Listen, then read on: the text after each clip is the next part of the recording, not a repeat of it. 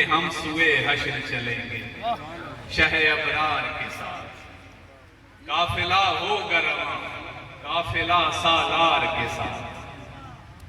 میرے دوست اور میرے بھائی، آج کی اس تقریب سعید میں میں ضلع سرگودا کے اپنے تمام ساتھیوں کی جانب سے تہ دل سے جناب کو سید احمد شاہ بخاری صاحب کو، مرشد کریم کو خوش آمدید کہتا ہوں، اور میں آپ سب کی جانب سے ان کی اور ان کے ساتھیوں کی جرت کو کروڑوں سلام دیتا ہوں۔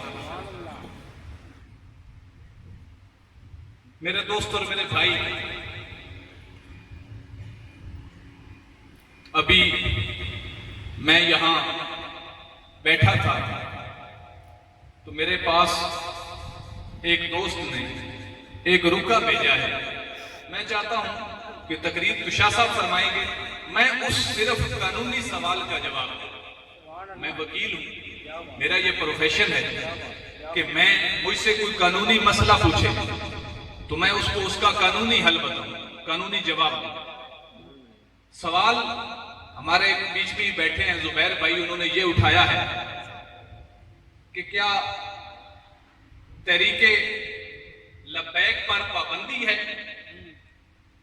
رانجھا صاحب آپ وکیل ہیں، لہٰذا آج کل عوام اور میں بذات خود ایک کنفیوژن کا شکار ہوں، پلیز قانون کی روشنی میں جواب دیں، کیا تحریک لبیک پاکستان کالے عدم ہے؟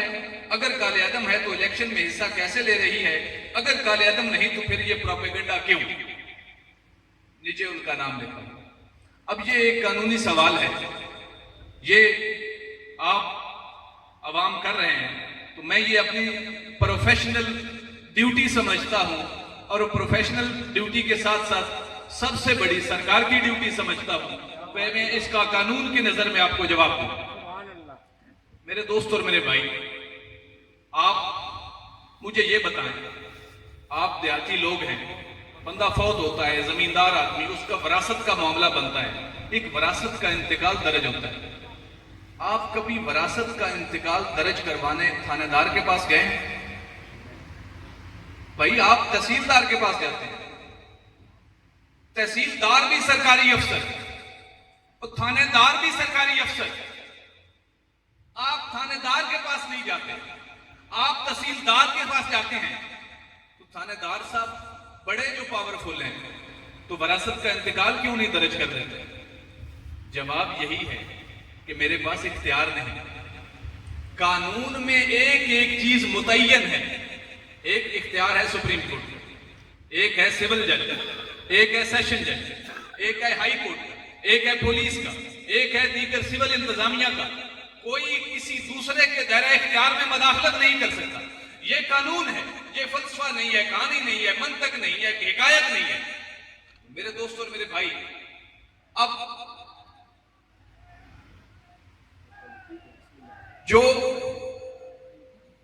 جو یہ پابندی کا نوٹیفیکیشن ہے تحریک لبیک کے خلاف، یہ جاری کیا ہے وزارت داخلہ نے۔ وزارت داخلہ کو اس کا اختیار ہی نہیں ہے، کیونکہ تحریک لبیک ایک پارلیمانی، ایک جمہوری اور ایک سیاسی جماعت ہے، اور ایک پارلیمانی جماعت ہے۔ اب یہی وجہ ہے الیکشن کمیشن آف پاکستان ایک قانونی اور آئینی ادارہ ہے۔ اب اس کا سب سے بڑا ایفیکٹ، اگر لبیک شیدے ٹلی کے نوٹیفیکیشن سے عدم ہو جاتی تو سب سے پہلا قانونی اثر یہ پڑتا کہ سندھ اسمبلی سے لبیک کی سیٹیں ختم ہو جاتی، لبیک آئندہ کوئی الیکشن کرین کے ٹکٹ پہ نہ لڑ سکتی، کہیں نامینیشن پیپر نہ جمع کروا سکتی۔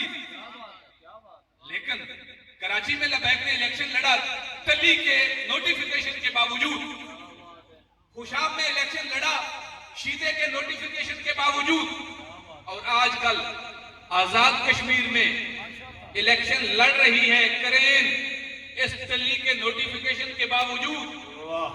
اب انہوں نے الیکشن کمیشن جو آزاد کشمیر ہے اس کو طلب کر لیا، وہاں حکومت کے وکیل بھی پیش ہوئے ہیں۔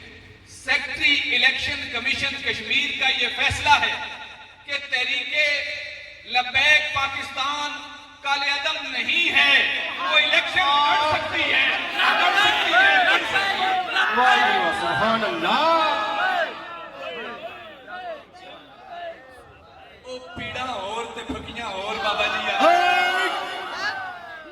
اور جیڑی پیڑ ہے وہ دسو، اے پھکی تے نہ دے ہو، اے ہو جی پھکی نال تے اساں نہیں کھڑونا۔ میرے دوست اور میرے بھائی، اور میرے یہاں پہنچنے سے پہلے میرے یہاں کے ساتھیوں کو، معصوم بچوں کو تھانہ میں بلا کر ہراساں اور پریشان کیا گیا، ایف آئی آر کی دھمکیاں دی گئی۔ میں صرف یہ پوچھتا ہوں، under what provision of law, کس قانون کے تحت